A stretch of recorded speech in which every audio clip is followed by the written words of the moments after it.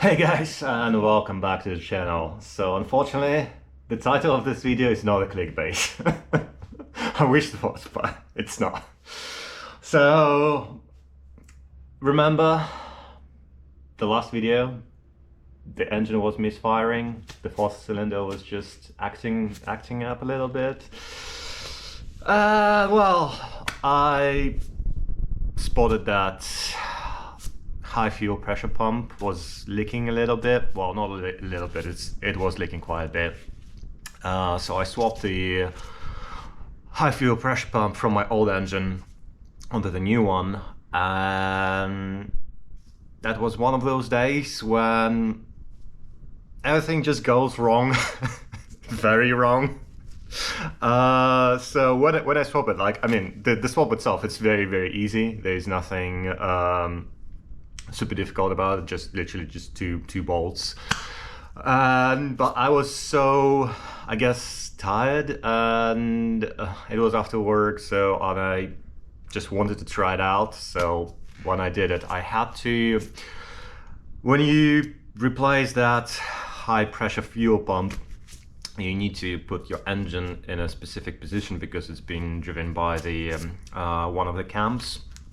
And anyways, I'll show you how it works later, but thing is, I had to move the crank manually in a certain position so I could put the new high pressure fuel pump in, and it went well until it didn't.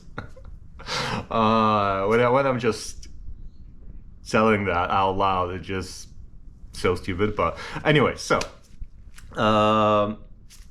put the fuel pressure pump in, and I just cranked the engine, hoping that it would solve my misfiring. It didn't. Well, I didn't get to that.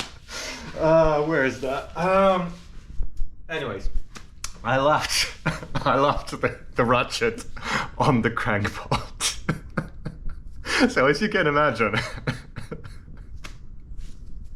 the ratchet being still attached to the crank and me cranking the engine didn't go that well. So I ruined my power steering motor.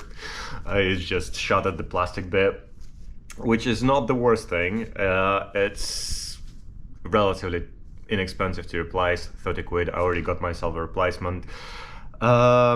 It ruined a few wires that mainly went to that plastic bit. Again, nothing too big, it's very easy to repair those two wires.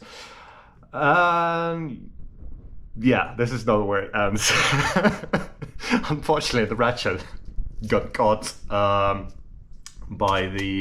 one of the braces. There are like two braces going to the subframe, and it just got caught on the brace, and what it did, it loosened the crank bolt, and everything just stopped working. You might say, yeah, why is that? Like, nothing big. Well, that's what I thought, because usually there's a key that holds the sprocket on the crankshaft, and everything kind of like still in time. But on this particular engine, I don't know what how it works on other BMW engines, but on the M20, everything is being held by the pressure of the bolt. So imagine you have two cranks. You have a camshafts. You have a crankshaft at the bottom, and everything is connected wire chain. Well, there are 3 sprockets, but the sprocket that goes onto the crankshaft literally is being held by the pressure of the bolt. So there are 2 sprockets on the crankshaft, one that drives the camshafts and the other one drives the oil pump. And yeah, as you can imagine, because there was no tension on the crank bolt that hold the sandwiches, those 2 sprockets together, everything went out of time. So my first thought was that because this is an interference engine, well, everywhere you read it, it says it's an interference engine, and it's probably true. And I thought, I just dosed my engine. Like the valves just hit the pistons and everything is done. Basically, I need a new engine, or maybe put one engine out of two together, so replace the head, whatnot, because I tested the the compression. It was zero, like in every single cylinder, no compression whatsoever. So first thought, catastrophic failure. The valves hit the pistons, and yeah, I need to replace the engine again. But that's where I used my baroscope when I went down, and there were no marks on the pistons. Usually when the valve hits a piston, you can see a very visible mark where that contact took place, but in my case, absolutely nothing. The pistons are covered in this burn oil residue, so everything is black. So had it been a contact, I think I would have noticed. So in theory, what happened is, because we lost all sorts of connection between the camshaft and the crank, so the crank was just spinning by itself without moving the cams, which is great news. But what wasn't great, because I didn't know back then how the engine was operating, that pressure tension thingy on the sprockets. I put it back together, but I will give myself some credit, because when I tightened the bolt back in by hand, I spin a couple of times and there was no contact again. So I thought maybe just work itself out. I mean, it doesn't, it's a mechanical item. If something goes wrong, it's not gonna fix itself, so. But anyways, I tightened the bolt, I cranked the engine again. I mean, it wasn't starting at all, so there was no compression, and that's where I stopped, because I was a bit bummed out. And after reading some forums and whatnot, it's an interference engine, so as I said, the culprit was, the engine is gone, and culprit is being my own stupidity. But then I realized that it might not be that bad, and actually N20 being an interference engine, I watched a few videos where people say the tensioner failed, the chain jumped a few teeth and stuff like that. So technically the engine should have grenaded itself, but it didn't. What might have happened on this one, N20 being an interference engine, but because it's got variable timing, it might be interference only at a specific position of that, sort of like VVT, when it turns the camshaft at a certain angle, that's where it becomes an interference engine. So by cranking itself or at low load, I think it's a non-interference engine. And there's only one way to find out, and that's where this video will continue. Sorry for a very long intro, but as I said, this is my journey. I'm documenting everything, and maybe you'll find in a similar, well, yourself in a similar situation, and you're like, oh yeah, actually, it's not as bad as I thought. So there's only one way to find out whether my theory is right or not.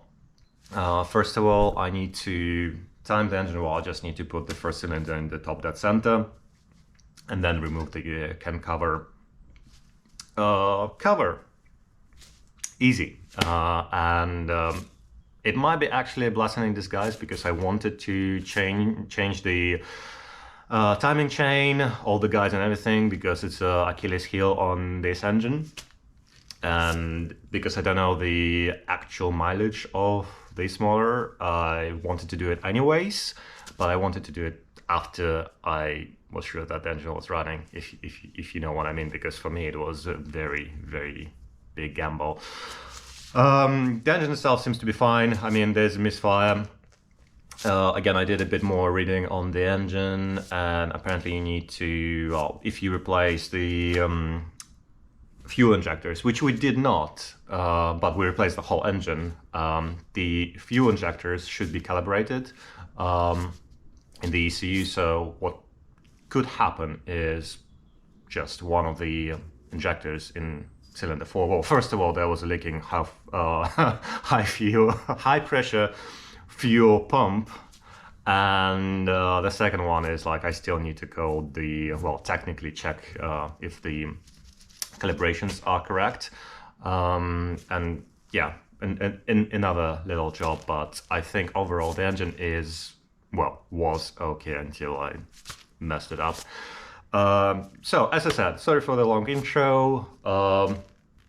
Let's get this engine in the top dead center, and take the cam cover off and see if we have our camshafts are, well, just not where they should be. And it's very easy. You don't to time this engine, you need a bunch of tools. There are like at least 2 sets that you need to buy, but just to check if the camshafts are in the right position, we don't need anything. We just need to time the engine, well, put it in at the top dead center, and by looking at the lobes of the first cylinder, we can roughly tell where the valves are, if it makes sense. So I'll show you the whole process. As I said, let's get started. Hopefully I wouldn't need another engine.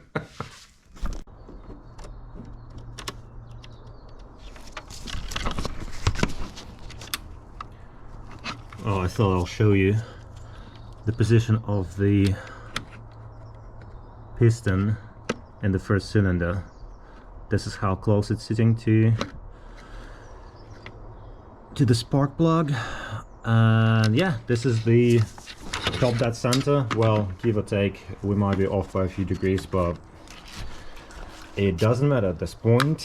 What matters, however, is where the cam lobes are in that cylinder, and to find it out we need to remove quite a few things. So first of all, this is the high pressure fuel pump, which I replaced because it was leaking from this area, like where this plug is, and probably it was damaged at some point, but not the big of a deal. We need to remove it. There are only 2 bolts here, and it's spring loaded, so be careful. Fuel lines, again, they're high pressure, but the car has been sitting for good 2 weeks. I don't think there is any fuel pressure in. Just disconnected from the injectors. The injectors will stay in the head. The fuel rail, I think, can stay on the cam cover, no big deal there. I'm not sure if we need to do something about the vacuum pump on the back of it, but we'll figure as we go. And there's just a bunch of bolts around the cam cover that we need to remove. Not the end of the world. I mean, this senses, obviously. Overall, it's a relatively straightforward thing. 17mm. Pump will go first.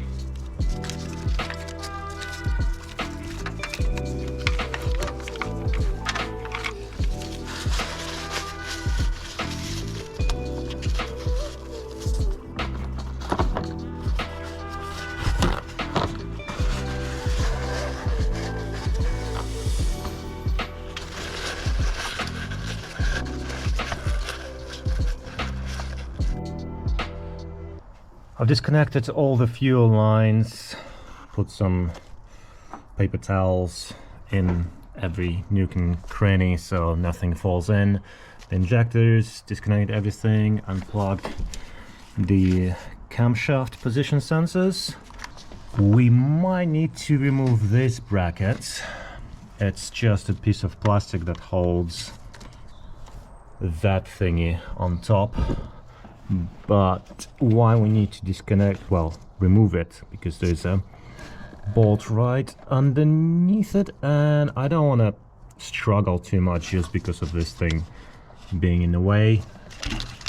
Other than that, I still can't tell if I need to remove the vacuum pump, but story for another day, I think. So let's get this thing out, and as far as I can tell, everything else just is not in the way. You can tell how oily it is. All this grime is like, I'm not gonna be surprised if over time this is gonna be another weak point for the wiring. Yeah, not the greatest design. They could have just encased all of it in this plastic. I don't know, just thinking out loud. Anyway guys, let's continue.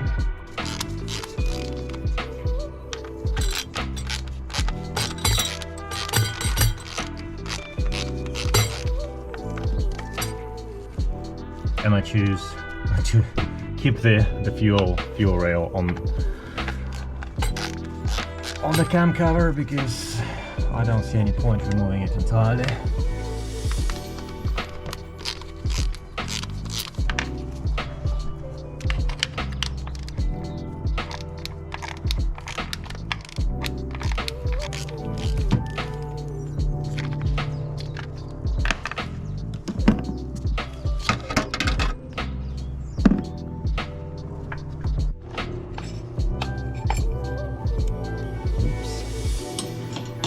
Quite a decent amount of fuel.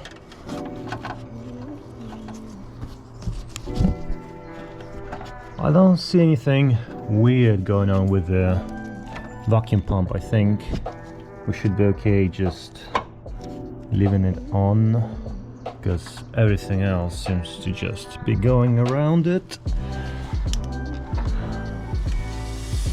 Yeah, I think we can start removing, though I forgot about this little bit. I think I will take it off as well because it looks to me that it's gonna be in the way.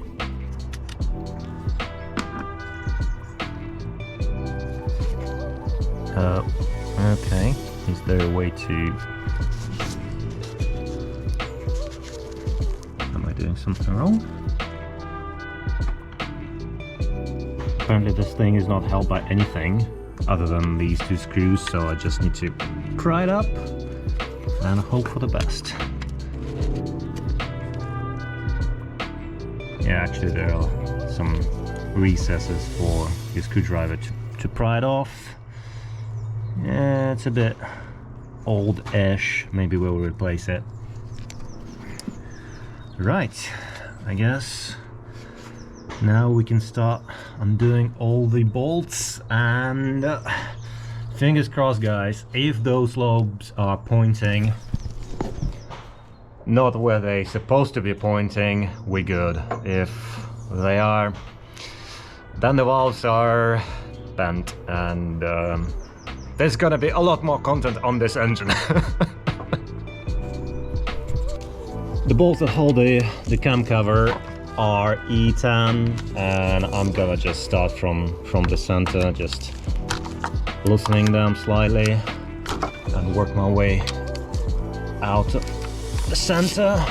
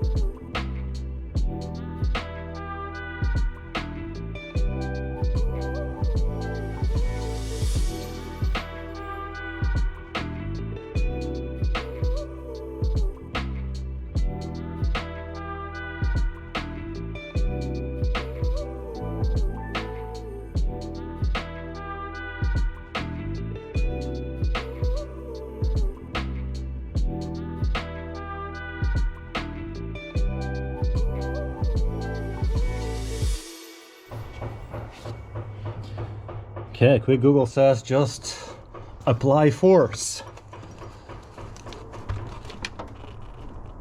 Oh, damn it.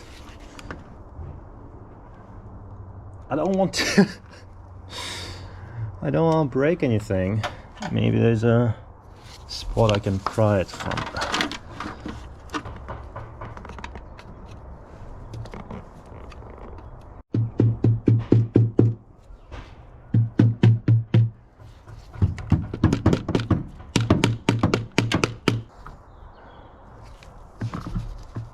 There's like a spot under here that I think is meant for prying it up from here.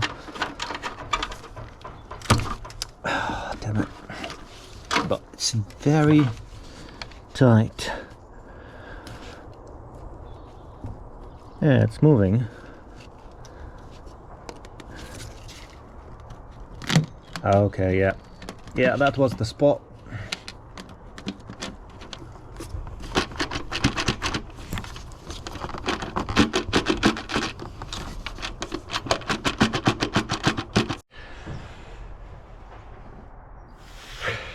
Yeah, the vacuum pump needs to go, simply because it's there is an O-ring and it's part of the gasket and it's not gonna budge, so I think I will need another gasket. But you do need to remove these sensors as well. I mean, maybe not, but I removed them anyways. But the vacuum pump is held by, I think there's only 1, 2, 3 bolts, and you need to slide it out, because otherwise what you're going to be fighting with, I don't know if you can tell, right there there's a shaft and the gasket is resting right on it.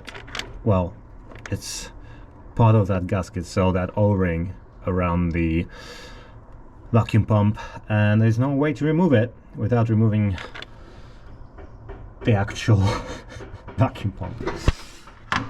From what I can tell, I can already see that this exhaust valve is out of time because the lobe is pressing on the valve, and yeah, there's no compression, obviously, because top dead center you want your valves to be closed to ignite the fuel mixture, air fuel mixture, doesn't matter. But if one of those valves, well, exhaust or intake valves, are open, it's not going to happen because there's no pressure. Everything is just going to be moving right out, either back into your intake or an exhaust. So it is what it is. So let me remove the thing really quickly because it's a nuisance, and I will try to spin the engine a couple of times, see where we land in terms of our timing, and see how far off we are. Just got the vacuum pump out, and everything is sliding out as butter. Finally. Let me show you what I was fighting with though. You can see this O-ring. It's part of the cam cover gasket, so if you trying to remove it without getting the vacuum pump off, you're not going to be able to. Well, good stuff BMW, good stuff as usual.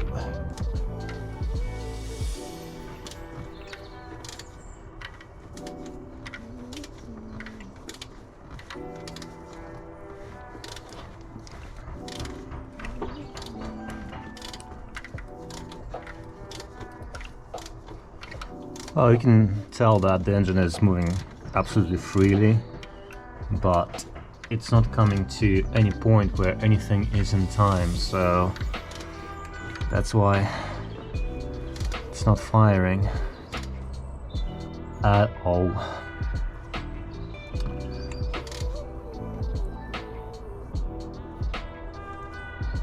Even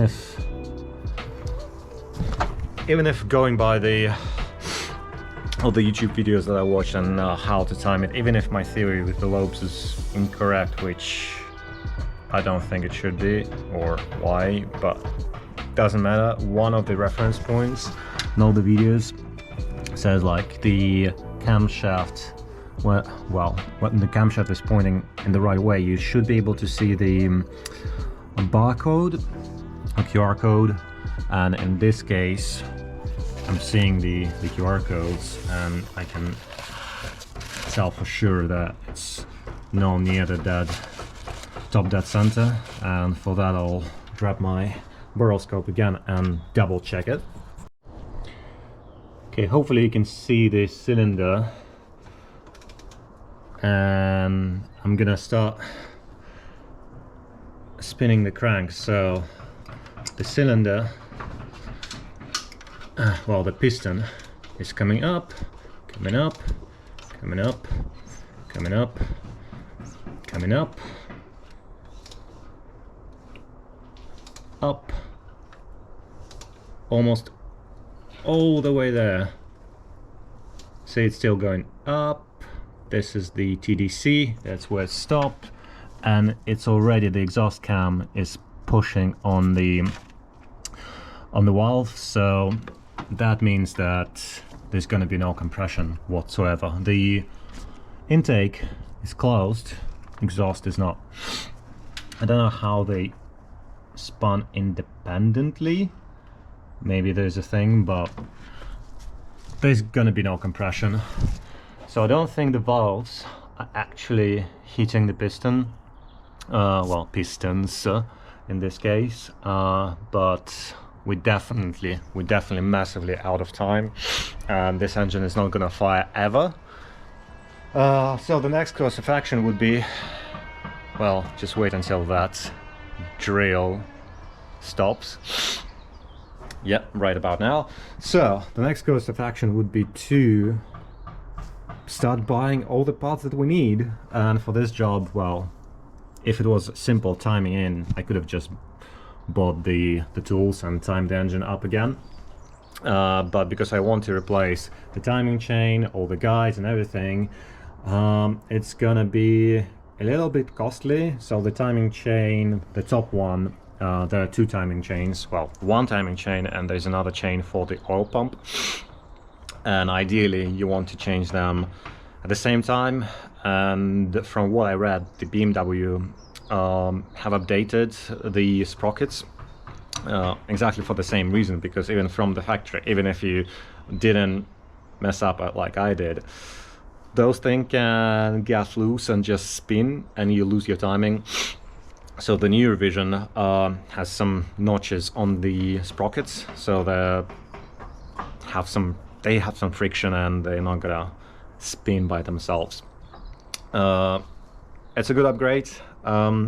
Overall parts alone, I think they're gonna be around 100 to 150 pounds.